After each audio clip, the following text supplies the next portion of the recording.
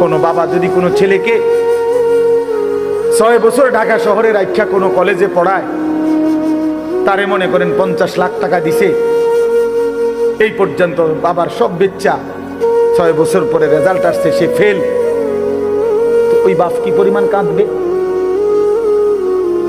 যে কিরে বাপ, আমার গত 6 বছরের এই রক্ত পানি করা টাকা, ঘাম ভেজানো কলিজা ছেঁড়া টাকা, তোদের সুখের জন্য আমি 12 বছর বিদেশ করছি, তোদের সুখের জন্য আমি 28 বছর বিদেশ থাকলাম, কোনোদিন সুখ কি দেখি নাই।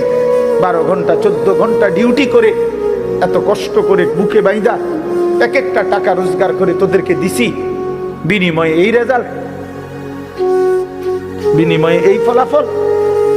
ওই বাবা কাঁদবে কিনা বলেন, ওই মা কাঁদবে কিনা বলেন? তো রাসূলুল্লাহ সাল্লাল্লাহু আলাইহি সাল্লাম কাঁদবে না?